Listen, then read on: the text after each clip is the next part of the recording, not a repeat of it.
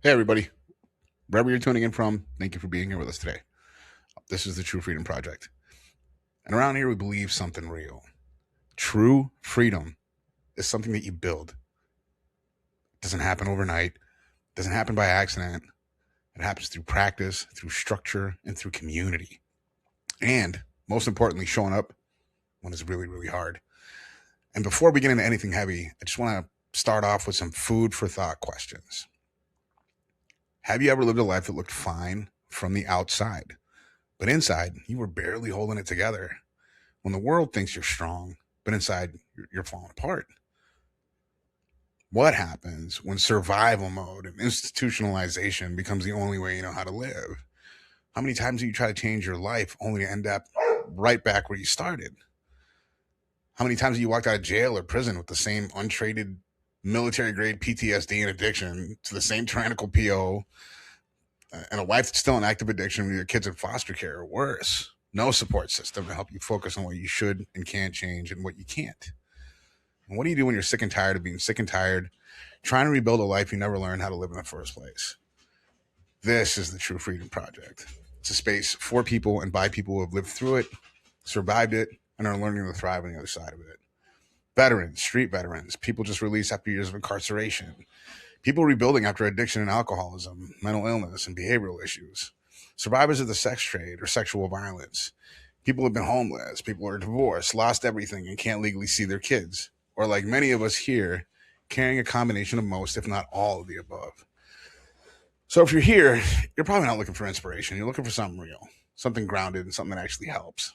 So if you're trying to change your life, if you're trying to stop repeating the same patterns, if you're trying to build something solid and something you can stand in, you're in the right place. Because true freedom comes from practice. Welcome to the True Freedom Project.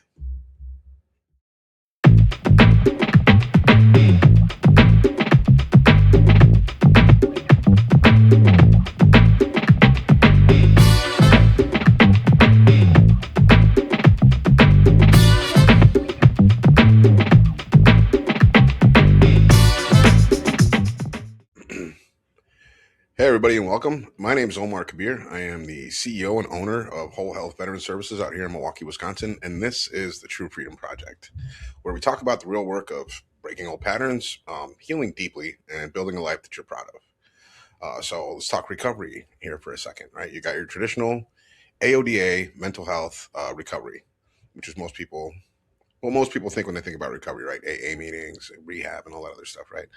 And that recovery is complicated and multi-layered. So for lots of us, including myself, it's a lot of different things. Childhood trauma, abusive relationships, legal issues, incarceration, mental illness, family dysfunction, PTSD and CPTSD, right? ADHD, homelessness, loss and isolation, or total utter lack of freaking resources, or you just crash all your resources in the ground, burning bridges. But most people are carrying a combination of these challenges, which makes every recovery journey unique to the individual. So this podcast is about exploring that complexity with honesty, compassion, and some real conversation. And the other aspect of recovery, when we're talking about recovery, we're talking about like the full spectrum of what it means to be a human being, the ways that we break, we cope, and the ways that we rebuild. So substances is just one expression of that pain. For a lot of people in the rooms, they'll tell you alcohol, drugs were my solution, and it's far from the only expression of pain. Right? People can lose themselves without ever picking up a drink or a drug. So everybody across the board develops strategies to survive overwhelming experiences. They either shut down emotionally, they overwork, or they're constantly busy to avoid having to deal with themselves. There's people pleasing, anger and control, avoidance, or just flat out isolation, and numbing through food, sex, spending, screens, porn, gambling, you name it. And my project and the people that I work with, it's not just for people in addiction recovery. It's for anybody who's ever felt lost, stuck, overwhelmed, or disconnected. So yeah, it's for people that are breaking generational patterns, that want to heal trauma, and yeah, they want to just rebuild their lives after they've been knocked out. So recovery, in essence, is that universal journey of coming back to yourself. If I guess really quick for me personally, I had like a really rough childhood with sexual trauma, abuse, and violence. I spent easily 3 decades tangled up with drugs, alcohol, starting at 14. Ran the streets. I burned bridges. Found myself homeless more than one time. I left the army broken in more ways than one. Yeah, and over the years, I lost many friends and people that I met at addiction treatment centers, just up to suicide, murder, prison, and overdoses. And my first real break, or my first real attempt at recovery, came in the prison system in around 2010, 2009, 2010. But yeah, even after I got out, I struggled to find my footing. I just couldn't get it. I still couldn't get it together. There was pieces that were missing.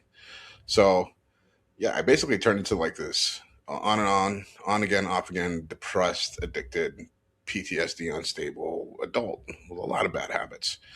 And yeah, this inability to manage relationships, work, and lots of legal issues, right? So, and I don't want to make it sound like I never had anything good in my life or like I was never able to be productive. I just had these character flaws and like these behavioral issues that constantly sabotage anything good that I had. And the addiction got gradually worse, right? And I gradually got better and better at running. I got really adept at running and just running from everything and facing absolutely nothing. So I'm not sharing any of this stuff to glorify, compare scars, any of that stuff, right? I just had a lot to deconstruct, a lot to learn, and a lot to rebuild. I spent time in psych wards for meth and cocaine psychosis. I had to be locked up for my own safety and the safety of other people, or suicidal ideations, withdrawal from alcohol, heroin, and benzodiazepines, which was just awful. Yeah, I beat my body and my brain up time and time again, and then I rebuilt multiple times and crashed it all into a wall with self sabotage. So eventually, I had to start facing me, right? Not just my alcohol and drug dependence problem. I had to face me, or just die, and I chose to live. So from that long road back came experience and gratitude for every layer that has ever shaped me. Yeah, years of sobriety. I got to work in peer support, worked in mental health and addiction. My degrees in business management, and it's pretty funny because I spent most of the time on the dean's list. I didn't think I was capable of anything like that, and full custody of my kids, and I know how to show up in their lives and not just provide today. Built a wonderful relationship with my ex-wife, and we are great friends today. And yeah, nice home in a nice neighborhood, and this incredible, amazing network of people in different recovery circles, and yeah, just this deep passion of helping people succeed no matter where or what you've been through. So, and yeah, come to think of it too, when I started Whole Health Veteran Services, it goes back to like these environments that I used to work in. I kept finding myself in places where like innovation was missing and it was structurally impossible. And there was this like mindset of this is how we've always done things, basically. And we would still continue to do these things, even though we knew these outcomes were clearly just not helping people, or there was just so many gaps in it. So, and in the fields of like addiction treatment, prison reintegration, veteran treatment, veteran care and treatment, right? That lack of innovation has like real consequences. These are people's fathers, sisters, mothers, brothers. Like it's not funny. These are people's lives that we're playing with, and they affect the environments where they live. So I watch people just cycle through treatment over and over again. Treatment, incarceration, homeless, and then crisis services over and over and over again. And not because they didn't want to change either, but like it's almost like the systems weren't designed to help them to succeed. I had a conversation with my friend Sue about this the other day about the standardization of we'll say psych care. A one size fits all approach to everything. It just doesn't. Um, you can look up the statistics for yourself. So, and what's really wild is like the approaches that do work, right? Like transitional housing, trauma informed support, case management, all working together cohesively. It's not only more effective, it's cheaper than the prison systems that we continue to provide for, or long-term medical stays. So it just doesn't make any sense. So the gap between what works and what we continue to fund is what pushed me to build something different. And I wanted to create this culture of innovation, right? Not just like an afterthought, but as a foundation. So a place where we rethink how we support veterans and the justice impacted in ways that are more humane and practical and just economically smart. So, and I should probably be really clear about something here too. We talk when I talk about organizations like the Department of Veterans Affairs, right? They have helped me in so many ways. I can't even count the ways they've helped me. I met incredible people there that are just so genuine in their care and how they treat veterans. They work so hard. They show up every day trying to make a difference, and they are not the problem. And honestly, I've heard so many of them talk about this, right? They're dealing with the same structural issues that the rest of us see.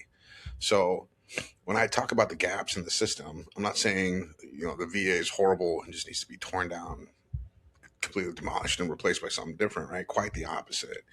I want to help fill in those gaps. I want to give a voice to the issues that don't always get talked about. I want to give back to the veterans and providers that have helped me get to where I'm at today.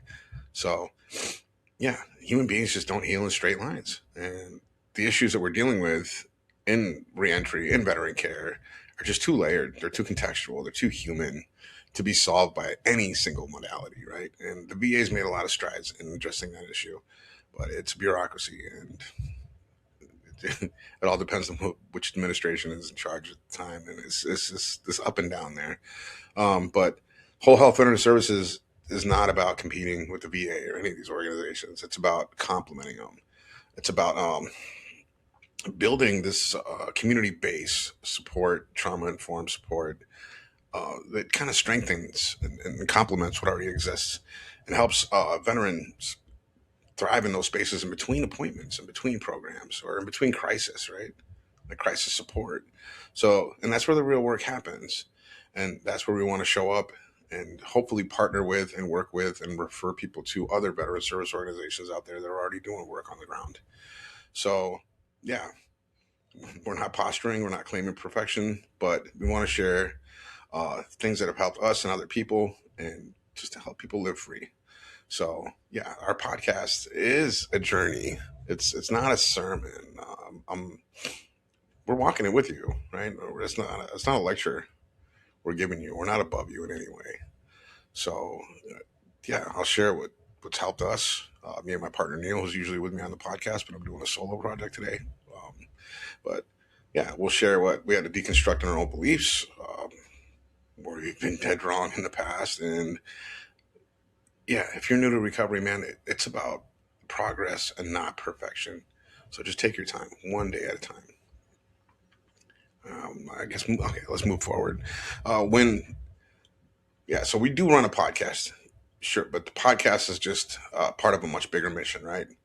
And everything that we do is built around this one core belief that like real reintegration takes more than just sobriety, housing, and therapy alone, right? It takes community, it takes a lot of honesty, a lot of lived experience, and access to like real information. So this is how our two organizations, like True Freedom Project and Whole Health Veteran Services, operate as a whole. Um, yeah, we start with lived experience. We're not therapists. We're not spiritual gurus, right? We're not here to sell any kind of quick cures or magic fixes. We just, I don't have any. Sorry, I'm fresh out. We're just guys with guys and girls and women, men and women with lived experience, decades in the 12 steps, peer support, trauma informed care, recovery, uh, people with different degrees in their field of academic study, and rebuilding their lives from the ground up. We've been through addiction, trauma, violence, incarceration, military service, loss, and all that stuff, and the long road back. So none of us are going to speak from a pedestal. We speak from the inside. So it's our podcast is almost a journey that we're taking with our audience, right? It's not a lecture. It's definitely not a lecture we're giving them. Um, and then, yeah, next we tell the truth about recovery and reintegration. Getting emotionally sober, physically sober is hard, right? Staying sober is even harder. Rebuilding after something like addiction and trauma and incarceration and military service is just not easy. And most family members and people that come into this don't realize just how complicated and how many layers are involved. There's PTSD, CPTSD with all the nervous system dysregulation. There's childhood trauma, sorry, and sexual abuse, street life, violence, conditioning, family dysfunction, identity loss, shame. Damn, these patterns of survival, they don't just go away. Just because the substances go away, right? It doesn't mean that these old behaviors that you've been carrying for possibly decades are just going to disappear, right? So these issues are all separate, but they stack up. Most of the people that walk into the recovery rooms, like in the AA circles or the NACA circles, right? I already, you don't have to tell me anything these days. I already know you've got some issues coming in here, and that's okay. Um, but yeah, these issues stack. They shape how you show up in the world, and we talk about it. We talk about all of it honestly, without shame, and without pretending that it's simple. We use research. Whenever we talk stats, trauma science, recovery outcomes, policy, we back it up with real research. And our commitment is whenever we talk about research, statistics, or science, we'll link the sources on our website, truefreedomproject.com, and in the show notes so you can read the stuff for yourself. I'm not asking you to take my word for anything. We want you to be able to check what we're saying. Uh, I will definitely post grad level research and our tacit and explicit knowledge, and we will apply due diligence in what we're doing. So we're doing this to help create a kind of open, cross-disciplinary flow of knowledge that actually supports um, citizens reintegrating, veterans, people with addiction problems. It'll support these people in these spaces in between, like appointments, in between programs, in between crisis, and in everyday life. Uh, yeah, we want to take what works in one corner and apply it to another. So yeah, just build this community where lived experience, professional expertise, and trauma informed practices can move freely. So where innovation isn't trapped inside one agency or one discipline. And because when knowledge flows, people heal. It's just the way that it works. It's we want a system where we're all talking to each other, and veterans don't just fall through the cracks. And when you build that, when you build that culture of openness and collaboration and shared humanity, yeah, you create those conditions for real lasting change. Uh, I need to mention this: nothing that you hear here is a substitute for like professional medical, mental health, or legal advice at all. If we say something that stirs something up in you, please bring it to a qualified professional who knows your story. We'll share as many links to resources that we're aware of on our website. And honestly, we would appreciate any input in this regard. If you want to shoot us an email, make us aware of something. Our space is about curiosity, honesty, and growth. Again, not quick fixes, no magic cures. We're not here to confuse or conflate spirituality with science. We're not here to sell pseudoscience or quantum healing or any of that unregulated stuff that they have floating around the spiritual marketplace or the internet. I'm not saying that any of that stuff doesn't work or that it's not real. Or, I'm not invalidating anybody's spiritual practices. I respect spirituality, but I also respect evidence. So, and that, well, yeah, next, yeah, and then we bring professionals to fill in those gaps. We know what we know because we lived it, but there are things that we just don't know, and that's where the real experts come in. So I will bring on trauma specialists, psychologists, policy experts, veteran care providers, right, service providers, housing advocates, legal professionals, researchers, a few community leaders in our area. So yeah, so my job will be to ask real questions, mine and Neil's job, and their job will be to bring the science, the data, and their expertise. So we're going to try to share all of that.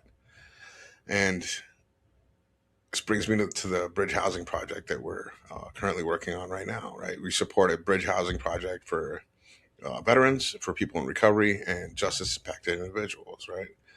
And I'll discuss more about that in the future. But our podcast isn't just talk; it supports a real, on the ground mission. Our bridge housing project is designed to help veterans, people in recovery, and formerly incarcerated individuals reintegrate back into society. Right. So the program focuses on stable housing, trauma informed support, peer mentorship, life skills, and vocational rehabilitation. We want to build help them build community connection, and long-term reintegration takes time. And housing is the foundation for everything else, right? It's just a foundation: recovery, stability, employment, mental health, and yeah, rebuild your life. And we address the real barriers that people face when they're reintegrating. It's usually not just personal; it's usually structural. Right? You talk about the housing insecurity, the veteran homelessness is rampant in this country. There's plenty of post incarceration barriers, man. There's could be employment discrimination, the gaps in VA community support, economic inequality, policy failures, and yeah, the lack of trauma informed care systems. We name the problem so we can focus and work towards solutions. We definitely believe in the power of peer support. It's it's the bridge between clinical care and real life. It works. It obviously works. It works in the AA circles. It works in smart recovery, all that other stuff. But it works because it's relational. It's built on trust. It reduces shame. It's grounded. It is grounded in shared experience. It really is. It meets people where they are. So we don't claim any kind of authority. We do claim responsibility, right? Responsibility to show up, to be honest, and to walk with people through the hard parts, right? And yeah, we lead with integrity. No image. We're not here to impress anybody. We're here to help people rebuild their lives. What does that mean? No spiritual bypass. No pretending to be healed or enlightened. I'm not going to hide behind any jargon. I'm not selling any kind of certainty, and I'm certainly not exploiting any kind of vulnerability. Talk about what actually works: ethics, honesty, community, accountability, and action. And we get to use our case studies, our stories as case studies. So it's not just like a sales pitch, right? Our stories aren't a brand. They're not the brand. They're the evidence. Um, Share what we lived through to show what's possible. Uh, yeah, not because we're special, but because we're human beings, just like everybody else. And if I can rebuild, others can too. Yeah. So the True Freedom Project, what we stand for, everything that we do, the podcast, the housing project, the research, the storytelling, the advocacy, the research. I think I said research twice, but that all serves one mission. It's to help people rebuild their lives from the inside out. To do it with honesty, to do it with community, and with evidence-based support. Yeah, we're not here to save anybody. We're here to walk with people as they learn to save themselves. And I'll give you guys a quick example of like one of the topics we will cover, because we're going to cover all facets of recovery, but we'll talk about like a recovery topic. And today I was going to talk about something. I don't want to say that it gets lost in the room, but it's not really talked about as a whole. And it's the principles that are behind the 12-step programs, the AA, CA, NA, SLA programs. And so, yeah, not the slogans, not the memes, not the Instagram ready versions of spirituality, right? We're talking about like the actual ethical framework that the 12 steps were built on. So these principles aren't religious. They can be if you choose, if you want them to be religious principles, I guess. Uh, you're free to do that. They're not really tied to any doctrine, but again, they can be if you choose. They're just they're simply ways of living that help us rebuild our character, um, our relationships, and our sense of purpose. And here's the thing: you don't have to be in a 12-step program to use these principles, right? They're universal. They're human. They're the opposite of quick fix spiritual marketplace stuff.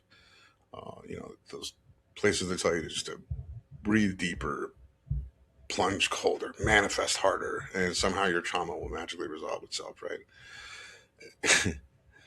I'm sorry. I'm not trying to make fun of those places either, but it takes work to really integrate and heal, and nothing is going to magically solve or resolve your issues, right? You got to face yourself. You got to work on these problems one day at a time.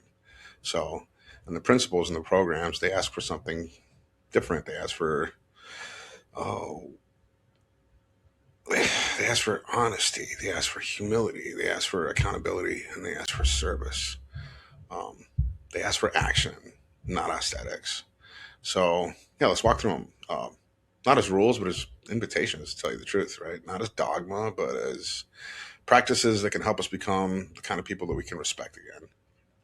And before I get started with the spiritual principles behind the 12 steps, I just want to be clear that I'm not speaking on behalf of any 12 step fellowship. These are my own reflections and interpretations based on personal experience and study. Yeah. The spiritual principles themselves are universal. They don't belong to any of these groups. I'm sharing them as I understand them. My intention is to respect the traditions of the fellowships and just offer my perspective. And I hope that it's helpful to somebody out there. So here we go. Step one is honesty. The principle behind the first step is honesty, and it's the foundation. So it's not just don't lie anymore, right? It's that deeper honesty of admitting reality as it is, right? That I am powerless and there's a lot of unmanageability going on. Uh, and yeah, it's our patterns, our pain, and our powerlessness over certain behaviors and impulses, right? It's the moment when the story that you tell yourself finally lines up with the truth. It leads us into step two, and the principle behind that is hope. And yeah, hope it isn't optimism. It's it's like this belief that change is possible even when you don't know how yet. It's that first crack of light in a long tunnel. Right? It's what makes recovery imaginable, if you will, and just coming to believe that anything else, anything outside of your own impulses, will get you back to yourself is an amazing feeling. Um, mm, Probably not early in recovery, but it sure does help. And step three is it's all about faith, right? And it does mean trust. And you don't have to have faith in a specific deity, but any idea that you don't have to run the show alone. You're not running the show alone anymore. It's the willingness to stop white knuckling it through life and just let something wiser than your own impulses guide you. Step four is about courage. So, courage is like the willingness to look inward without turning away, right? It's facing the inventory of our life, the patterns, the harms, the fears, and doing it with clarity instead of denial. So, it's, uh, it's an emotional bravery, not a battlefield bravery. Step five is about integrity. Integrity means you align your inner truth with your outer actions. When you admit your wrongs to yourself, to your higher power, and to another person, you stop living in the shadows. Those secrets that you've been holding for some reason, when you speak them out loud, lose so much of their power. And it restores your coherence to a very fractured life. Step six is about willingness. And willingness is the bridge between awareness and action. It's the readiness to let go of your old behaviors that don't serve you anymore. And, which is hard, even when they've been your survival tools for years. And step seven, the principle behind that one is humility. And so humility, not self depreciation.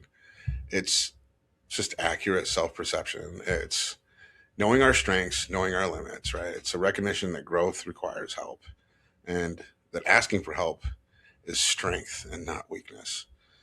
And leads us to step eight. Step eight is love and compassion. It's the and this principle is about developing empathy for the people that you've harmed. It's the shift from total self-centeredness to like relational awareness, and realizing that compassion doesn't excuse our behavior; it motivates us to repair it, and that leads us to step nine, which is amends and justice.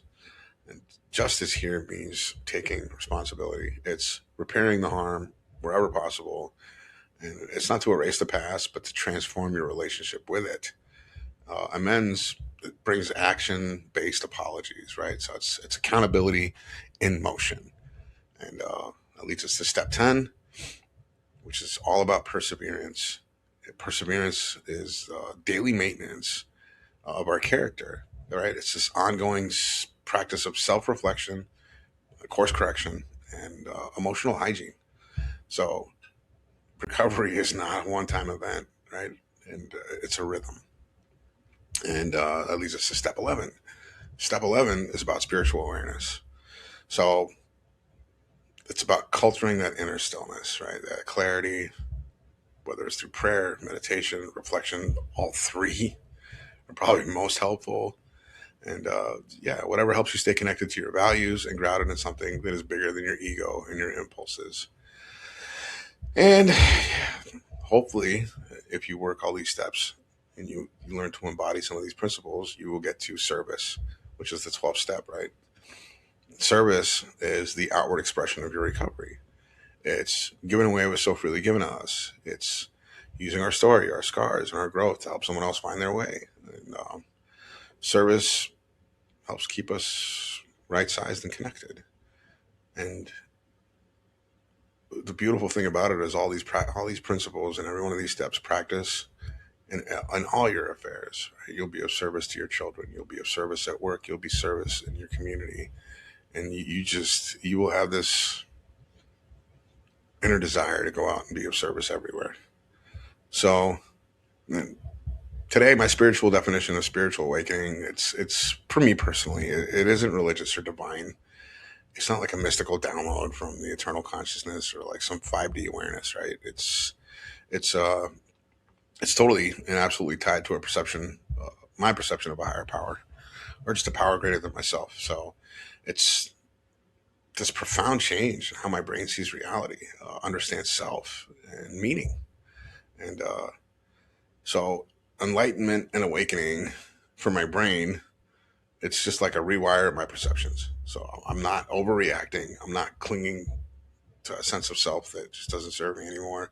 I'm not constantly overanalyzing. And all of those things were just made worse by years of addiction and trauma.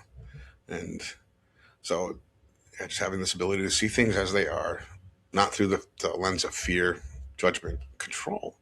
So happier, but not in a delusional way. Happier and the ability to be able to face reality for what it really is. So, like they say in the rooms, life on life's terms.